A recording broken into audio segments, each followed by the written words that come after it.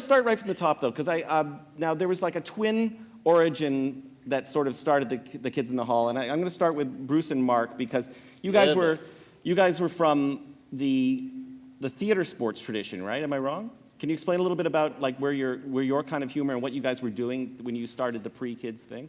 Bruce? Oh, shit.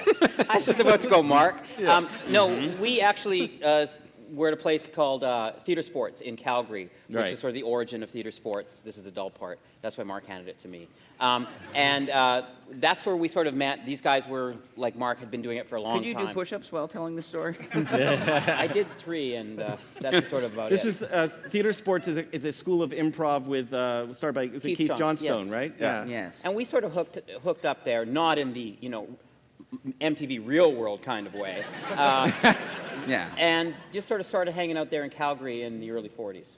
In the early 40s? Yeah. That was the temperature. During the Jazz Age, yeah. Okay, then. What's with all the hoopla? Hoopla? Yep, I heard hoopla. Look, we were just talking. We were too loud. I apologize. No. I distinctly heard hoopla.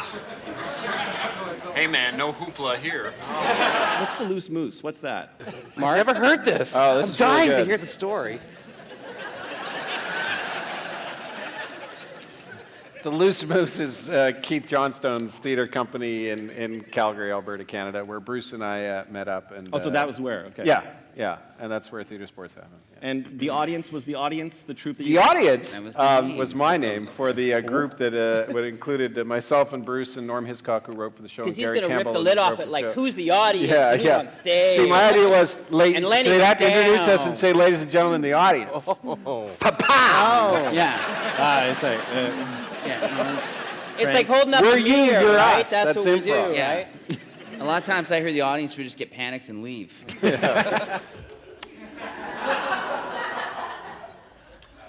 Notice the mug to the audience. This indicates that the punchline has been delivered. This is generally followed by a blackout.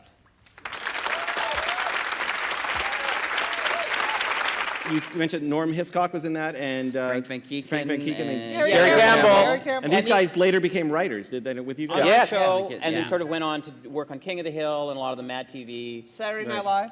Really? Yeah. Now, did you guys come to Toronto together from Calgary? Yeah. Oh, yeah. I They were hot actually shit went there. 2 weeks ahead of Mark, which is sort of... I packed up a fucking Oldsmobile, man. Seriously? Yeah, and the day before I left, somebody stole all my fucking change.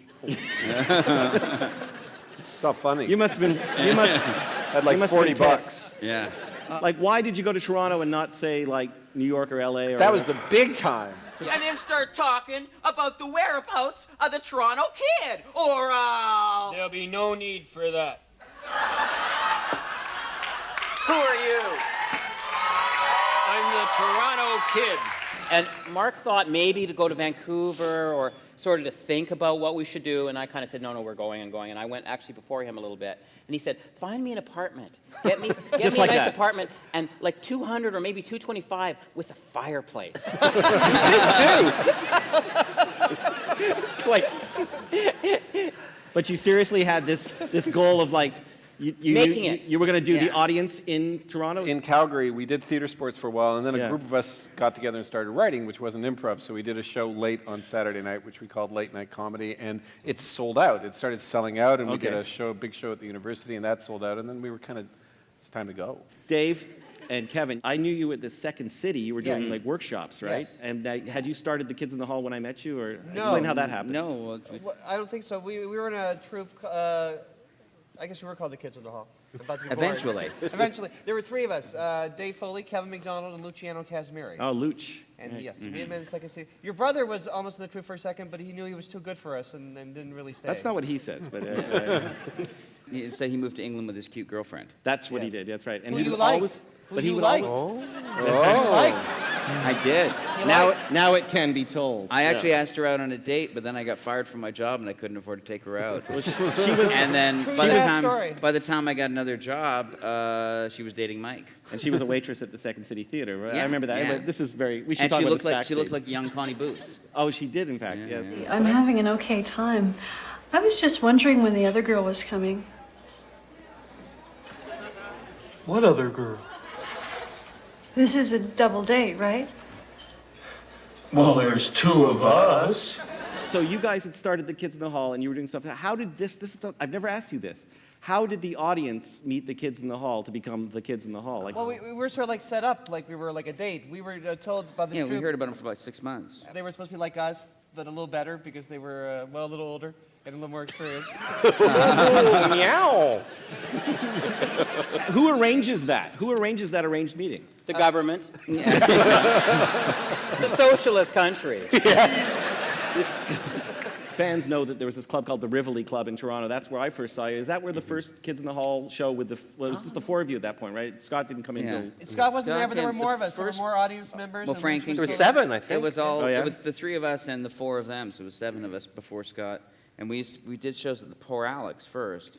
We were all in the same bill in a variety show at the Ritz Theater, and that was the first time we all saw each other do stuff. And after that night, we kind of merged and said, let's do shows together. Oh. And then we started doing the Poor Alex, which is where we didn't know that's where we met Scott. No. Um, But can I tell about the first time I've heard of Scott? Sure. Okay. It's when your roommate, Paul, I hadn't heard of him, told me about his roommate, Scott Thompson, and at the time that Paul came and saw Scott naked on the floor masturbating with a boiled carrot shoved up his ass. Parboiled carrot. Parboiled doesn't get a laugh. Parboiled doesn't Well, I got one. Well, you say it. Would I be sitting here if I had a boiled carrot up my ass? No. I'd be on a hemorrhoid pillow. A boiled carrot would just fall apart. Well, exactly. A parboiled. I found that out the hard way. Yeah. Groucho. Well, there you go. Of our national network airtime to advocate that I be allowed to masturbate in public buildings. And And you that get was to the tell first the time I tale. heard of Scott Thompson. Oh, the first time I saw him, the first time I ever met him, Dave and I were walking down the sidewalk, Yonge Street, and he was literally getting off the ground, I dusting was. himself up. He had just been thrown out of a gay club for being too punky. That's right. Yes. I met him like this. Fucking shit, fuckers! Fucking shitters! And then I yell at the guy. Some guy was wearing a really faggy leather jacket. I go, "You let that faggy guy in, not me!" That's hilarious. But they didn't allow in those days. They didn't allow like punks or drag queens into gay bars, and I was both. That seems a little long. Yeah. So Scott, though, you. I was an exotic dancer. Yes. So you were an exotic dancer. And I didn't think they'd put enough money in my jock strap, so. You're next, pal.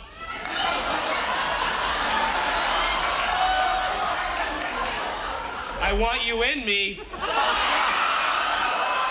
Sorry, no can do. Now you were also like a drama major at Drama queen. Drama queen, and walked right into that. And but you were like studying at like I was university. a serious actor. And how did you always want to be funny, or were you funny privately? No, or- no, I never How wanted did you to end be up funny. with these guys? I wanted to be a serious actor who was funny on talk shows.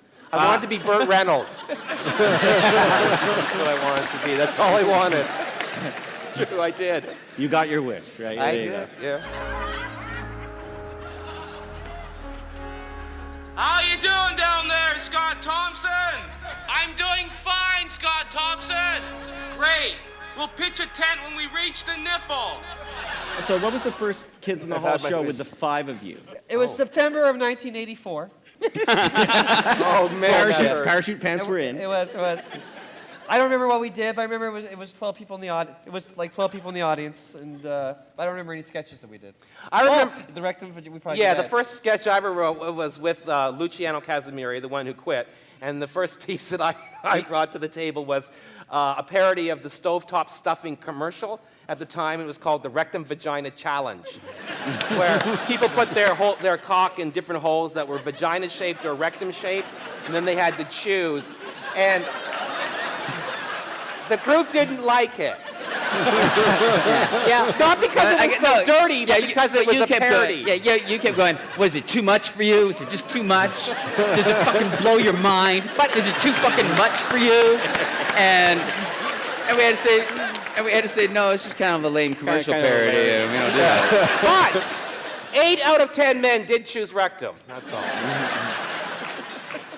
That was the blow line. That was the blow line. I finally got it out. So I don't know if we should move on, but We had to send him down to the minors for a while after that. You know, I mean, I'm older now. Yes. I'm wiser. Of course. I finally learned how to take things when clinging, possessive, jealous, step at a time. Good for you. so the Kids in the Hall name. There's all these different legends. Some people have said it's because you were incredibly young when you started, which is, reasonable assumption. But Well, there was another rumor as well, which is that there was a school shooting a la Columbine, and that a madman went through the halls, killing everyone, and left only 5 survivors and, in the hallway, who laughed at the gunman's long trench coats and goth makeup, and that was us. But that's just a rumor. And it'll be on Wikipedia tomorrow. That lone gunman was Lorne Michaels. And actually, his gun was a very bad contract. Only $20. I live in a cardboard box. It was the same contract from the Negro Baseball League in the 30s. Actually, the Negroes got $1. Yes, they did better than we did. Really? The worst contract in show business history? I'll sign! Well, that makes it kind of valuable, because it's the worst. I guess my one biggest regret is that I never thanked the person actually responsible for us having a TV show. Thank you, Satan. Don't mention it, baby.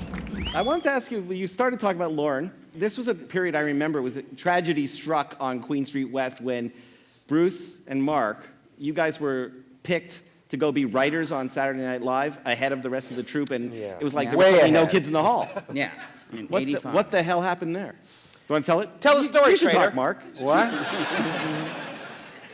I just remember getting excited that I could afford a VCR. Oh, I remember because you guys got the job and we were rehearsing for a show, and you guys were there early, and the 3 of us came and you were pricing VCRs. Is that true? Is that They really were true? pricing VCRs and they could afford albums. That was a very heady time. I mean, what happened was the troupe almost broke up in early 85, 85. And we had this idea that we had to write all new material every show. So every Monday, we had to have 15 new sketches. And it never occurred to us to, take the good ones and work on them. Yeah. And so just Because before you're a we hack if you repeated yourself, Yeah. man. You ever do one scene twice, you're a fucking hack. Or the same Yeah. character over, you're a hack. Or use the same word in the same week. Or even went and lived at the same house 2 nights in a row. Hack. That was the pride angle. So we had this ethic of not repeating ourselves. But then when we almost broke up, we thought, well, if we're going to break up, let's do a best of. So we did a sort of a best of and put our best sketches. And suddenly a whole bunch of people showed up to the cold, cold Rivoli. We decided we'd do a theater show, which meant we could get a review. And we had a friend who had just started working for the Globe and Mail, and she got her boss to come and see us. And this review, it's like, show business is like, what do they say? You got to be ready for the luck. Right. Yeah, well, we were good. We were a good troupe. We were hitting on all cylinders, right, guys? Yeah. Cylinders back then. We were good. And the day the review came out was the day that Lorne Michaels' talent scouts were in town checking out the Second City, as they do every year. And that's how this whole process got started. With their fucking jackets, with leather sleeves, those baseball ones, and they didn't even know anything about baseball. Those fucking minions. There was a bit of a zoo in Toronto. I remember all the other comedy troupes, right, had come to your showcase knowing Lorne Michaels and his people and his minions would be there. Yeah. Well, that was actually after they had been on Saturday Night Live for a year. Oh, was that? Yeah, that Okay. was when they came They back. had- They 'cause called back. We thought we were splitting up, but what happened was that when they went to do Saturday Night Live, they found out that they don't really work that hard there, and that they had week off they had all every these month. week off every month. So they would come back up to Toronto. Oh, We would do a okay, show right. in those weeks that they were off. And then in this Lorne- condensed period of time, now only available to the Kids in the Hall, this one precious week, we began to write new some of the shows. sketches that you now know as classics. Hey, Wall Street, don't panic. I mean, I'm only crushing your heads. Crush you. But I take it your tenure as writers on SNL was probably because you were the Oh, it was the lowest worst rung. year ever. It was Lorne Michaels' first year back. It started with the Anthony Michael Madonna Hall show, the cast. The Anthony And Michael Robert Hall. Downey Jr. Robert Downey Jr. Robert right? Downey Jr. It was the first time I got really fat. I remember just like watching the show, and I stopped watching it in the actual on the floor. I'd go into the writer's room. Right. And I remember getting drunk and like spitting wine at the TV and stuff. Yeah. And like Leela and Abusi say, something's wrong with that TV. There's something all over the front of it. 'Cause it was, and then I remember I lived with Mark at the Chelsea Hotel, and it was supposed to be really fun, but we kept getting thieved by the maids. Yeah. And he actually put a little sign on all our things that said, "Maids, please do not steal." That'll work, right? And it worked. Yeah, it worked. Yeah. So we kind of realized, for me at least there, I thought I'd go find the greatest minds of my generation. And they were, well, I don't know, just like people who wanted to talk. It was more the Harvard brain, which is where they wanted to talk about the name of a character forever. And like for us, we're more like feel people, you know. And Right. And everyone started working that year. Dave did a movie. They were in the touring company at Second City. And Dave and Kevin were in the company But too then I briefly. quit for Dave and I. Yeah, Kevin, I came That's back. right. I did a I movie quit in for Dave and I. Vancouver. We were doing a scene, and we brought a kid up on stage. And it was a good scene, but then afterwards they yelled at us. And I said, well, Dave and I can't stand for this. Dave and I are quitting. Wow. Well, it's a Dave, good thing. let's go. And I did, see ya. Dave, get up! Yeah, all right. You're pathetic. You're the worst straight man I've ever seen. I quit! I should have never saved you from those seals. What seals? I auditioned for this job. So you're back in Toronto, and there's this showcase, and I remember it very clearly because every comedy troupe in Toronto was trying to jump your train, right? did. Which is a very, I'm sure it's the same in any There was city, another, right? yeah, there was Well, a another. woman came on the stage girl? and had a She had a- wheels, and she had a poem, Mr. did Lord a poem. Michaels. Didn't she across have the a piece street. of rope or something? Yeah. And she did a rope No, trick? that was the hair off her mole. Yeah. Oh, that's right, yeah. And I No said, joke. get the fuck off my stage, and I Yeah. kicked her off the Great stage. You improv. literally kicked He up. just, Yeah. he just improvised that. Hey, but you didn't get Saturday Night Live, huh? No, I did not. Yeah. Oh, he asked Kicked a everyone woman but off me. the stage Yeah, with your yeah. foot. I had some anger issues at the time. Yeah. At the time. Sorry, I was wrong. Don't hit me again. I fell. Yeah. You fell. I fell. You He was tripped. cleaning and he fell. I was cleaning and I fell. That's right. Right, Kevin? I You fell. I fall a lot. You fall a lot. You're very clumsy. Oops. I got you now.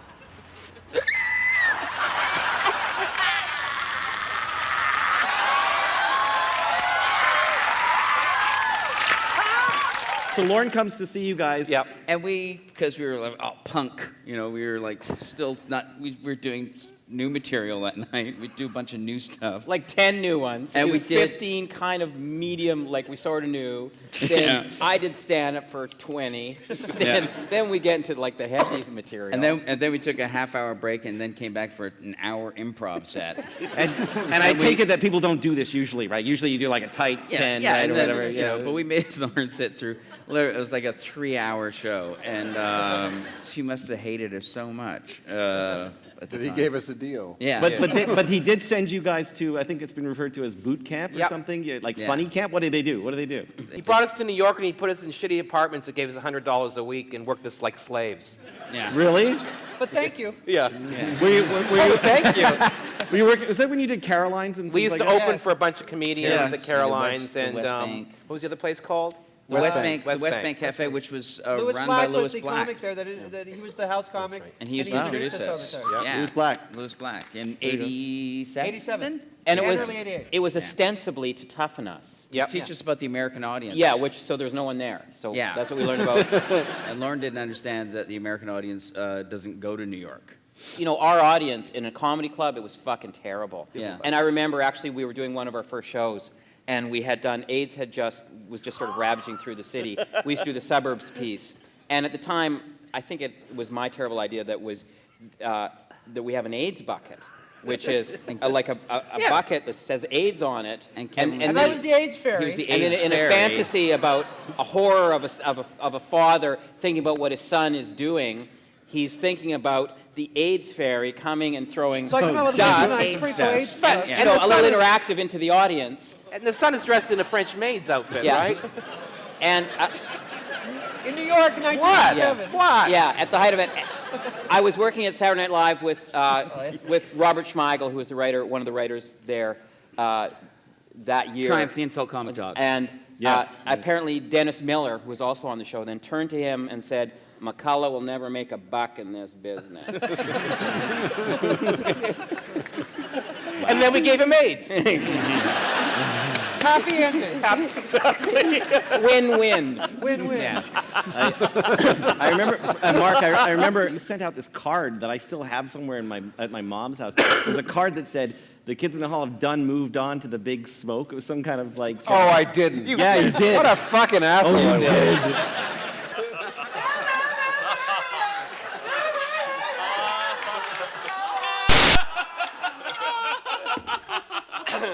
Wow, what a bad sketch.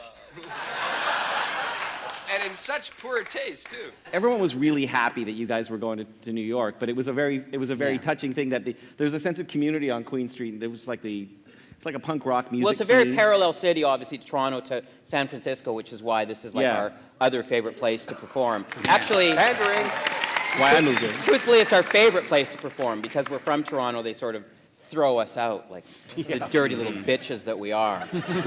That really underscores the sense of community that you guys had with your audience. And one of the things that really made it work is the music. Talk a little bit about the shadowy men on a shadowy planet who do the wonderful theme song. Two of the members had been my best friends for many years. This They're is Brian. 2 years old is Brian Connolly and Reed Diamond, and we drank and crashed our Toyotas in our teenage years. But they had started a band, sort of a surf weird band, which became the sound that they had for many times. So they came, and I think they started somehow doing some stuff for our show, and it just seemed to us that they'd be our music. Yeah. I remember, Well, before we sorry, had the TV show, I remember Bruce saying, if we ever get a TV show, that would...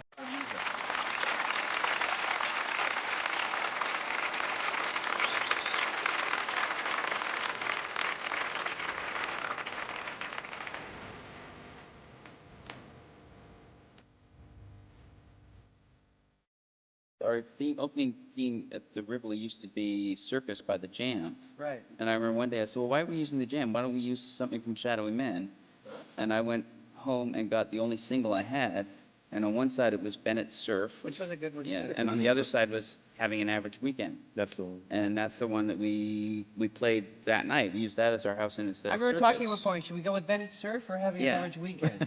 And Yeah. but they were our very close friends, and when we would do live tapings, very small stage, they were the best part of the taping because they would they were sort of into their weird imagistic theater like shows, and they'd build a big shell behind themselves or a Hawaiian theme, and they'd just be up in the rafters and no lights on them or anything. It was really cool. And And they play in between sketches. yeah, our tedious scene changes and stuff like that. But that was the thing. They When would play. you went to the CBC tapings in Toronto where they would tape the show, there'd be lots of downtime between setups, and I would often see Dave or Scott or somebody out there dancing their head off like they were at the biggest party. Yeah. And it probably made it seem like a lot more fun than it may have been. I mean, if you're putting on a big show, but I mean, it was just a great thing. I still Well, remember. sometimes we'd be winded and sweaty when it came to start the Yeah, sketch. that's So if you true. see a lot of sketches where it's Because we're just dancing. Dr. Davis, telephone, please. Dr. Davis, telephone, please.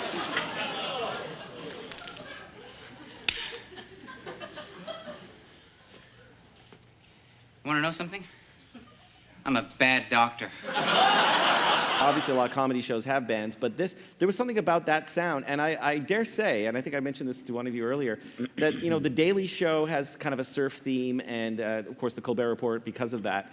And I think, if I may, that the Kids in the Hall pretty much started the idea of that kind of surf rock being synonymous with comedy. So, yeah, the Daily Show theme sounds a lot like our theme. and I think I just want to mention, I don't want to bring Like a lot. Yeah.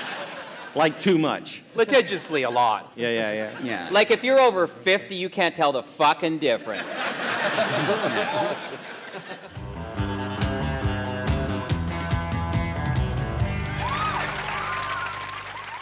I don't know if everyone knows this, but Kurt Cobain was like the hugest Kids in the Hall fan, and wasn't there like a personal connection that you guys Well, had? we met him. We went to one of the last shows, You and met him. I We met couldn't get him. backstage. We And had to hung wait out. backstage. Then we went on tour. I got his phone number. He was on our guest list. That's right. And we were on a tour, and we were in We were in Winnipeg, and it was amazing because we pulled up to the hotel, and a big bus pulled up, and out got The LA Kings. The LA Kings. I finished all the sentences. led by Wayne Gretzky.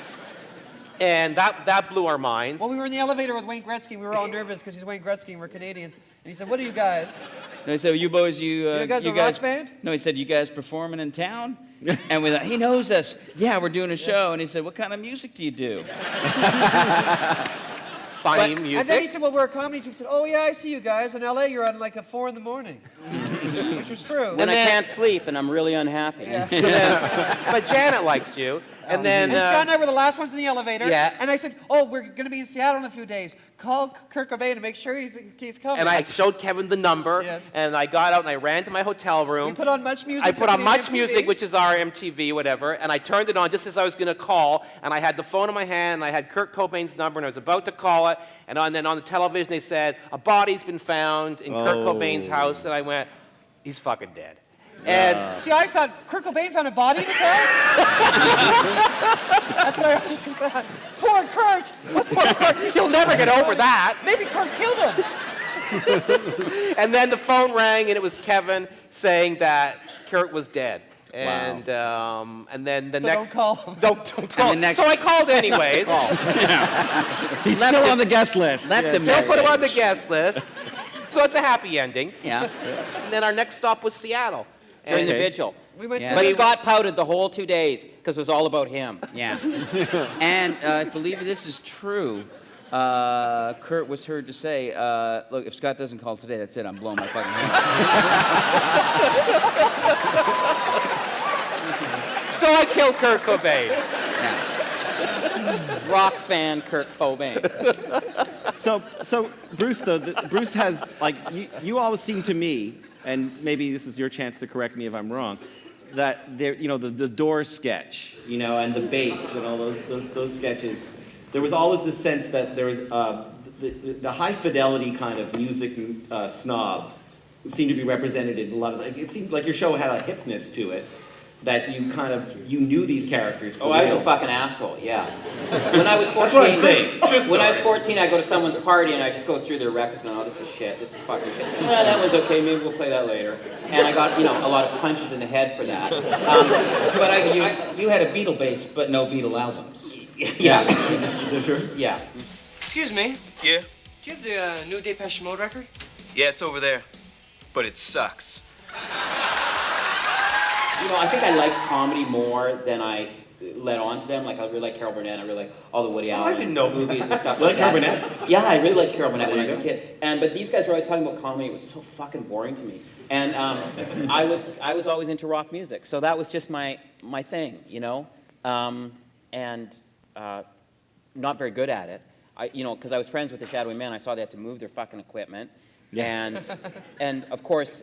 At that time, there was no sort of irony in rock music. I probably could have been in a band if there was bands like They Might Be Giants then, but I ended up somehow in comedy. You were in, was it Rod Torfelson's Armada? Well, Yeah, you ever? Gee, you're on time. Yeah, like I always am. Yeah, how did postering go? Good. Listen, who's this playing guitar? This is Tony. Hi. Hi. I gotta go, guys. See you later. Okay, see you, Tony. See you. No, it's hot! Hot! Oh! Oh, he must have done that. Yeah, he plays amazingly fast. Yeah, not to mention, technically he's brilliant. Did you see that one thing? I was just like right in there. Sure. I have to say, that sketch, there's very little in life that has made me more unhappy than having to watch them rehearse that sketch. And why? And why? Because we can't really play. Because they really She's can't. a tramp! She's a tramp! She's a trampoline girl! She's a girl! And it was one of those terrible sketches that when we did one, and I seldom said this somehow, but it's like, we got to do 15 of these. It's like, well, make one kind of work. Yeah. But and then one just gets over the bar. Yeah. And we go, we got to do 15 more of those. Armada! And the other guys in the troupe are going, holy fuck. Because the worst thing is that you'd watch them in rehearsal, and at a certain point, they started thinking they were really good. I'm liking this. Mark would be going crazy. But not the same chords. But it was Rod Torfelson's Armada featuring Herman Menderchuk, and there's only one other guy. Right. To me, that's the funniest. That's And it's me who writes all the songs. yeah, exactly. Classic situation. I want to ask a little bit more about music because I want to Mississippi Gary. I just felt I gotta mention.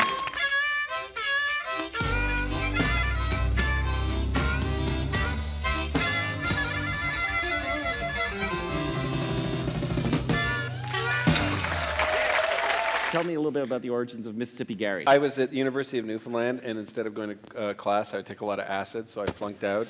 And the last 3 months before I flunked out, I hooked up with a friend who was actually a very good blues musician and had authentic green teeth from bad diet. And he taught me how to play harmonica. So I just thought it was hysterical. That Did he teach you how to ham bone as well? he taught me how to ham bone. He taught me how to bend the note. And so. And who taught you blackface?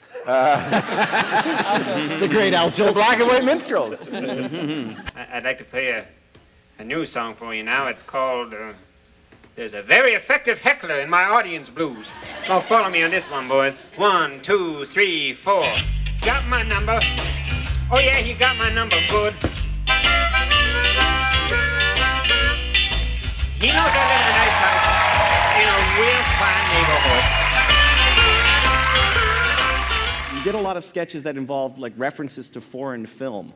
And I thought that was, well, considering it was like a My TV God, I show. sounded like a girl. Did we? Yeah, I know. I feel a little like.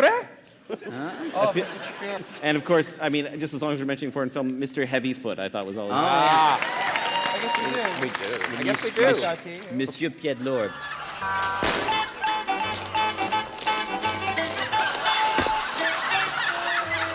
Was that a reference to? Well, it's based. It was kinda Tati. sort of stylistically. Tati. Yeah, stylistically, we were basing it on Jacques Tati, and who was a great French Comic. pantomimist. We had but a break it from started- CBC, and there were stairs that you just climbed up, and you just started doing the shtick. Well, it started because Norm Hiscock was shooting the Right. Super 8 footage we used to run between sketches of us just doing stuff in the street.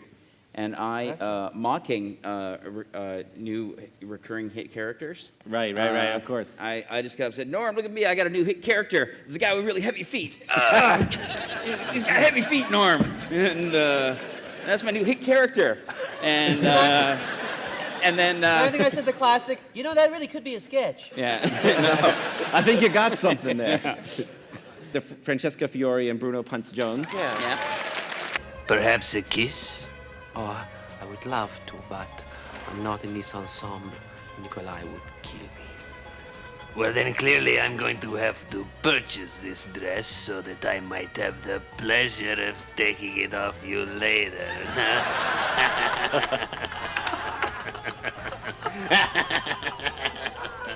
No.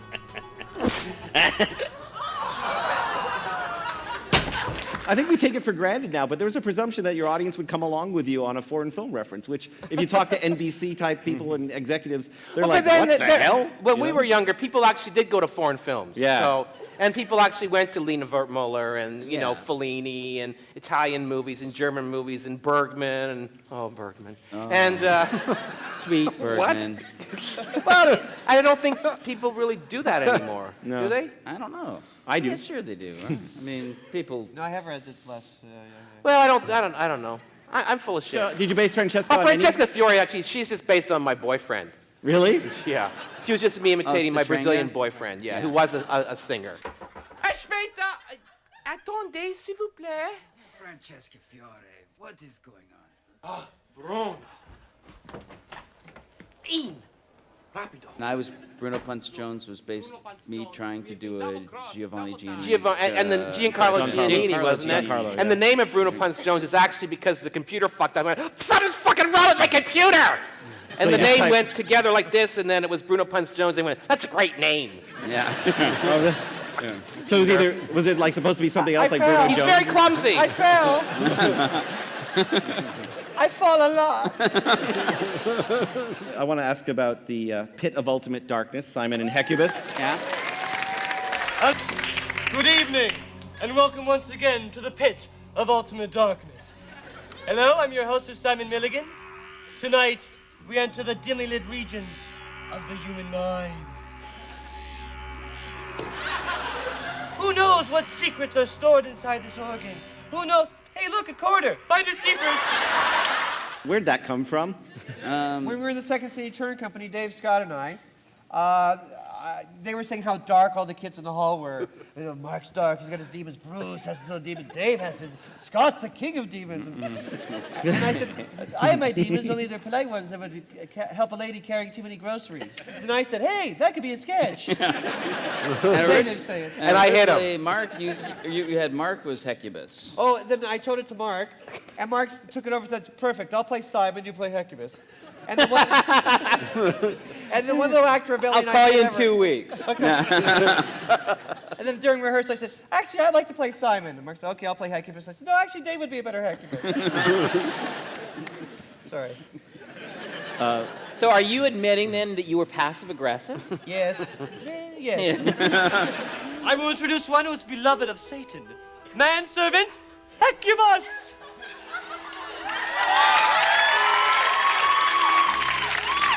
Good evening, Master. I am here to serve you and Satan. I wrote the pick a card gag, though. Yeah, you wrote it. You wrote the best In fact, I gags wrote all for the it, fucking and they gags. I kicked gave him away out. his thing. Yeah. I didn't care. I didn't care that day. But the good side is you didn't have to wear those tights when you were middle-aged and fat on Yeah. our reunion tour.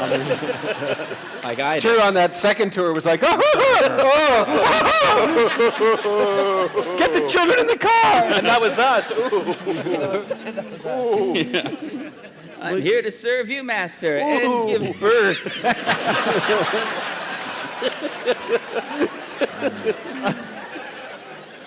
So, well, you raised an interesting point because you said you Yeah, you do. What, that we're middle-aged? Yeah. Let's move on. Move on. Moving on. I actually had nightmares about this because I was thinking, like, Bruce won't let me get away with any of the interview type stuff. But it was like, so now I'm busting you. Am I being kind? You're being awesome. Yes, yeah. I want to ask you a question about monologues, actually. Right.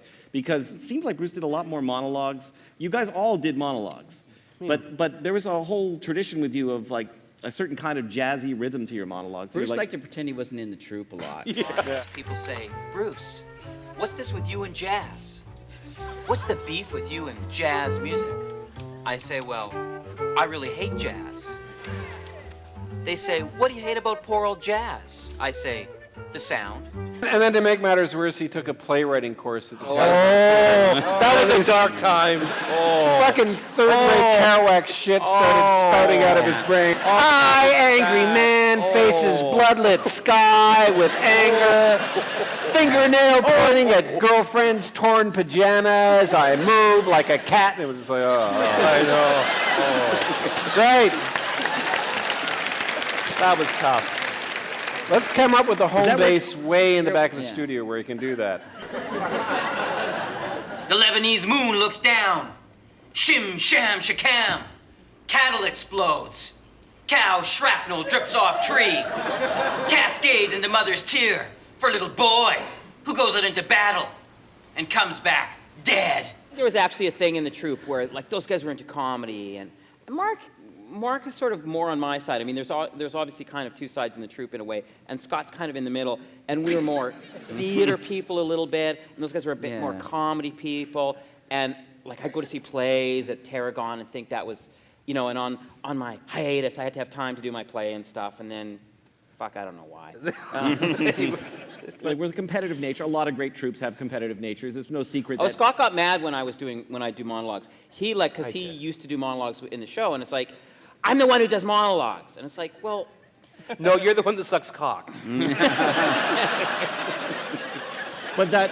Which I wrote a monologue No, but he about. he would get, yeah.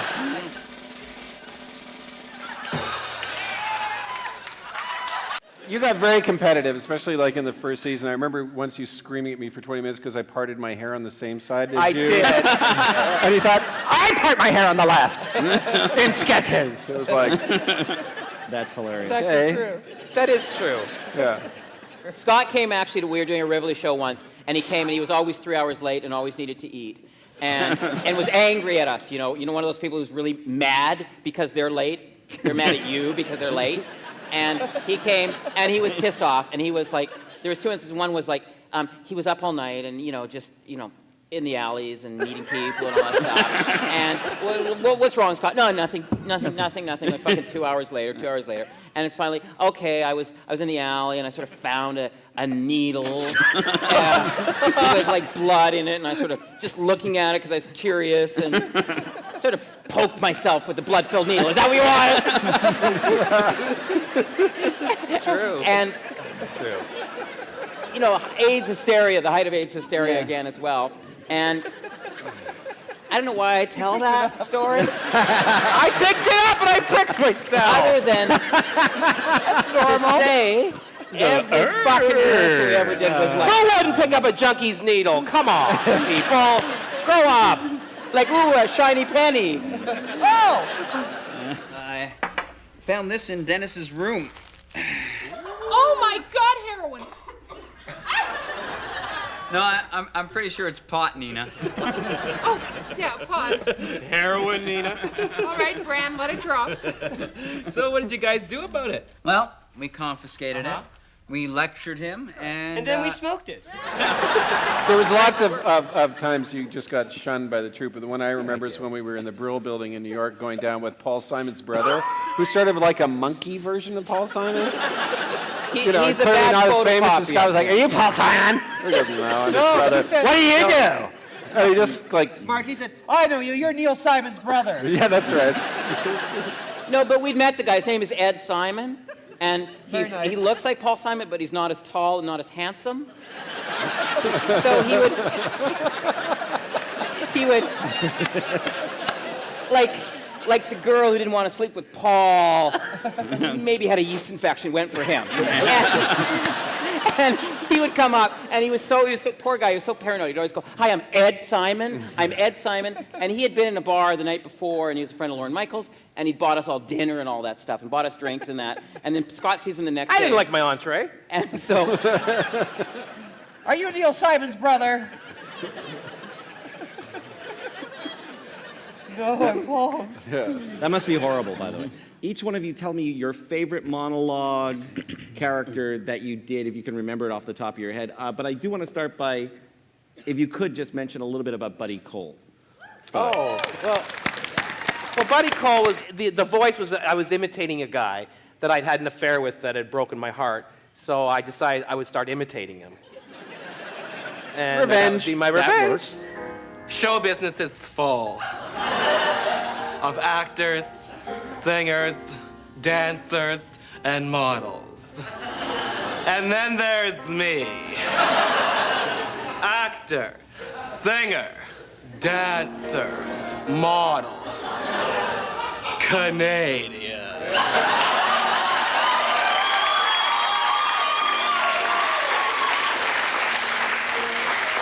I can make the word Canadian sound sexy. and where did the name come from? Well, the name I stole. I think it was from a Second City Second sketch. City sketch that Tim Kazurinsky I Yeah. played, I think. Yeah. I just took the name. Because you did the sketch in the Second City Turn Company, and you were. And I played Charles the Buddy character Cole. in the Second City, and the character wasn't supposed to be an effeminate homosexual at all. But that's how I played it. And they would say, "But Scott, he's like the big man on campus. He's an athlete." And I'm going, "Yeah, but he sounds like this." People make fun of me because I lisp. Really? Such a lot of fuss over a few extra S's. And I used it because I felt that the troupe wasn't giving me enough stage time.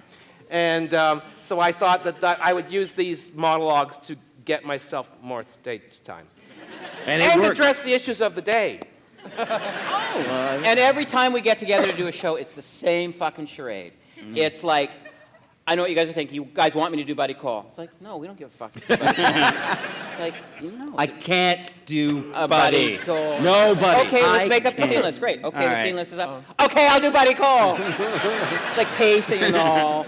I remember season 3 said, this year Buddy gets off the stool. All right. Yeah. Okay, I'm just going to go down the thing. Mark, what's your favorite, most enjoyable character that you did as a solo? As a solo? You mean just like as a monologue? Yeah. I don't know, it probably wasn't even mine. I remember like doing Grew a Tale. Over the years, we've all worked this land and loved it, and it's loved us back. And then in the summer of '69, I grew a tail. Which Bruce actually wrote, and I performed. That was the most fun I had doing a monologue. I don't really like doing monologues. Okay. No one really likes doing monologues. They're dull. That's what we're No, told. fucking dull. This is a list of dull right here. Go on. Okay. There's a buddy. Well, and there you go. Kevin? I like the one where I'm at the airport and I'm being a prick and I'm saying, you have to ride in the bus and I have to ride in the airplane, you fucking piece of nothing. You're gonna ride in the fucking bus. I'm fucking Buddy Holly. You know who I am? Do you know who I am? Yeah. Huh? I'm fucking Buddy Holly, that's who I am. And Buddy Holly went to his death later in an airplane crash. And you had a monkey flying Yeah, the that was Mark's plane. idea. You see, it's funny. Everything I touch turns to the gold. My plane. monkey's gonna fly this plane. It's funny because it's true. Yeah. Bruce, favorite thing? I would say Kathy. As this weekend, something even more scandalous happened.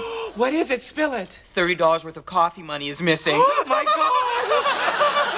God! First of all, I was probably slower than the other guys to doing a woman, I think, on stage, because Mark was really good at it, Scott was really good at it, and you guys were sort of natural at it, so I kind of like, oh, fuck. Now I got to do it too, shit. I mean, Scott and I have done a lot of stuff together, Salty Ham and all those kind of things, but it was a way that we really connected, so that was the most fun, I think, character I had. And isn't it true that none of your women ever had fake boobs? You never had any Bras, no bras. You never wore the fake No, it was my wiggly line of feminism that I wouldn't wear boobs. And, you know, I could bench press 210 at the time, so I thought, I think they're big enough. Yeah.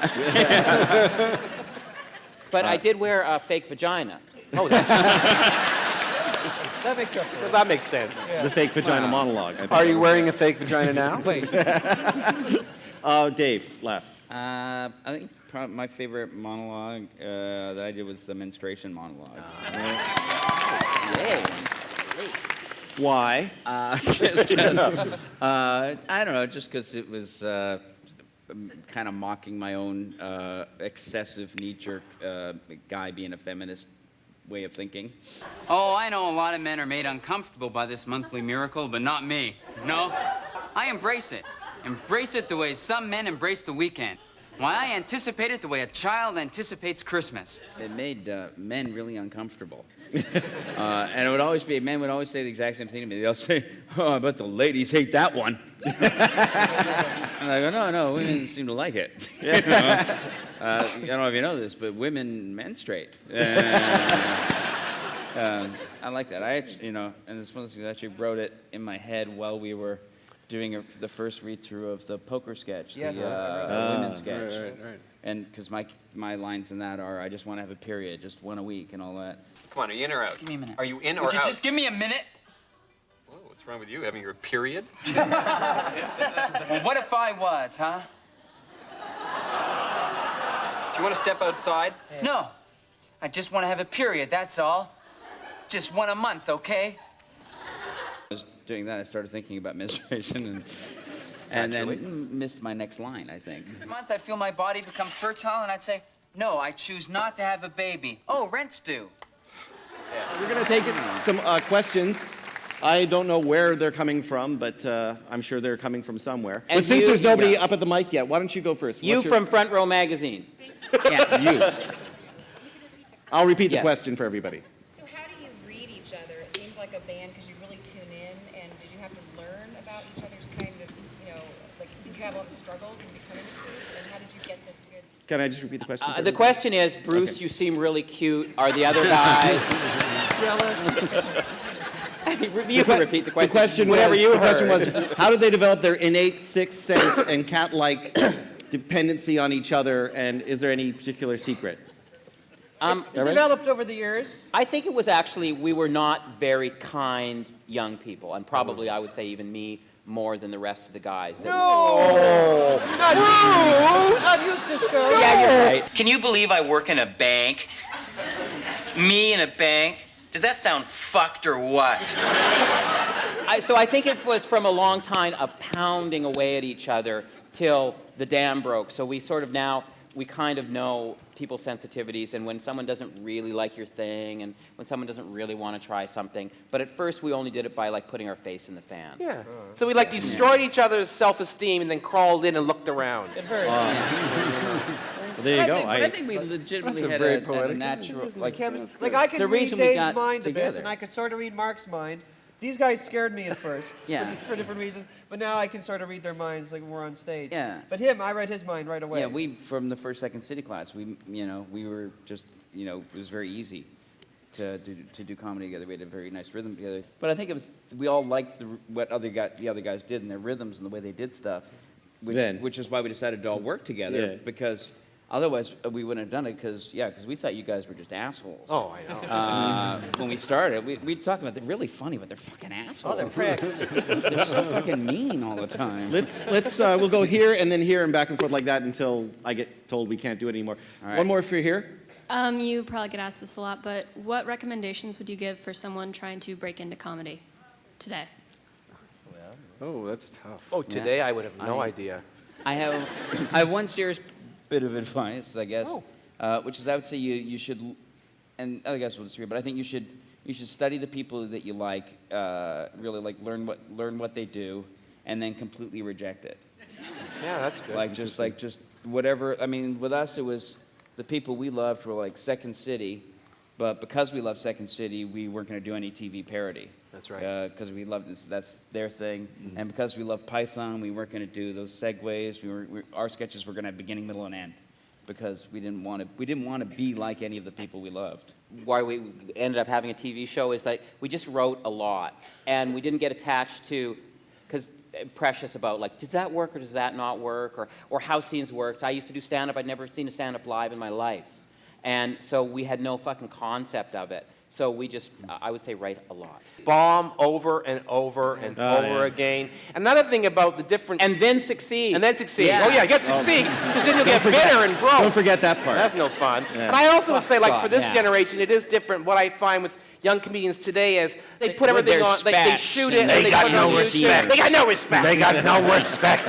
I would just say, for one thing, is that people, I don't work see as much. blue. I see a lot of people on stage, and they're playing films all the time. And I would say live performing, just really get up on stage, because that will never die. And I think that just makes you just great if you're just perform constantly. Let's go over here. Let's go over here. You, sir. This is a question about a sketch that's kind of been burned in my psyche for about 15 years now. Sorry. Every time I see a plate of sausages now, I hear "We are all sausages." So what was that, and where'd that come from? And just sausages. It was something that I wrote with Norm Hiscock, who is a collaborator of all of us and probably the unsung writing hero of this troupe.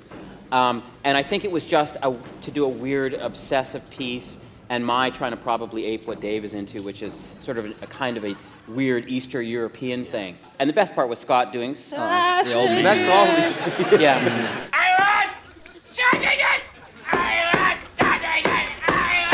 He didn't know anything else was in that film. That was but it. It was it almost tore the troupe apart actually. Because Dave and I are the comedy guys, and we thought, well, there's not enough comedy. Where's I the hated comedy? it. And I remember the director at the time, And it like was really expensive. it was like took like 3 days to shoot, and it was like he said, I got it down to like 11 minutes, and I can't make it any shorter. And I remember looking at it going, you've gone fucking crazy. And I think it's like 8:10, you know. Now I really like that sketch. Yeah, Me too, and I hated it on the page. I didn't think there was not, but it was great. It turned out great. Well, it was just, I think what we did, especially as the series went on, was indulge, or at least I did, filmic obsession, as I was trying to want to be a filmmaker. And I think it go towards style pieces, and probably maybe that was certainly the most stylish without, with arbitrarily weird. Let's go over here, because I just want to get some questions in. As an American, I don't know what kind of fruit poutine is, and I was hoping maybe you could tell me. Explain poutine. what it is.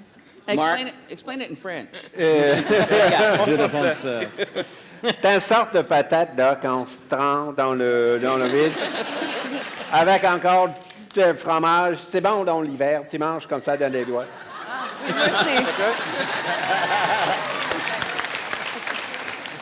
I guess this is a question for Kevin, kind of like the previous question. I have always been troubled by the question of why fried chicken in the shower?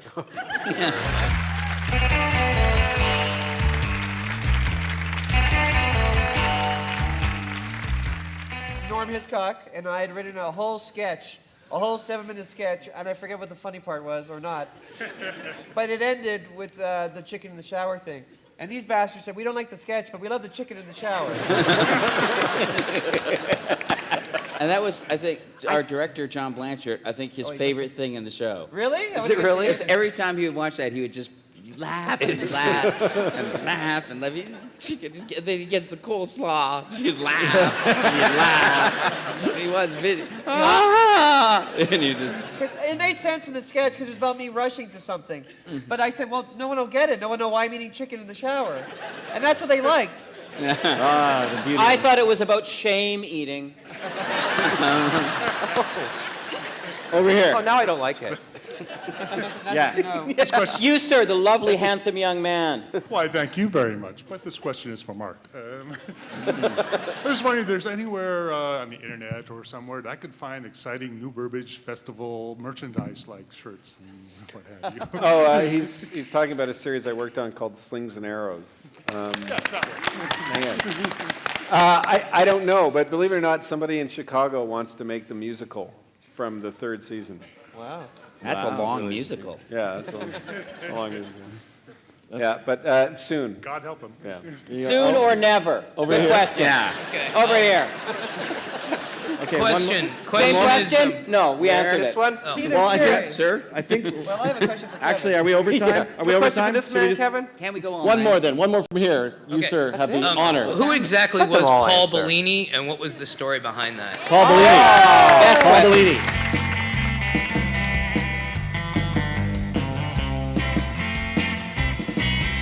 Paul Bellini and I were best friends. We went to university together, and we were in a band called Mouth Congress. And we were incredibly unsuccessful. Shove it up your ass, Priest. Shove it up your cunt. None. That's right. And that's just where they start. That's their poppy one. That's the one for the kiddies. And Paul started that basically.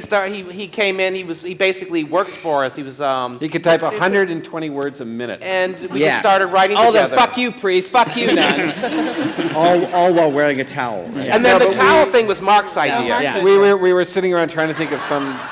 Was it even like Segway someone? No, someone wanted us to do a competition or something. So we just thought that the great thing to do would be to put Bellini in a bathhouse white towel, and the prize would be you could poke him with a stick. So There we you go. fly people in, and they think they're going to hang out with us, but no, they'd just be taken to a field, and they would poke Bellini with a stick, and we'd shoot it like for 2 minutes, and then they'd go back home. And that was our idea for a really fun contest. Well, on that happy note, I'd like to thank the kids in the hall. We're not going to let them finish? Thank you. I'd like to thank you all. Thank you all for coming. Thank you very much. Thank you to Sketchfest. Thanks to Sketchfest for having this. Thank you.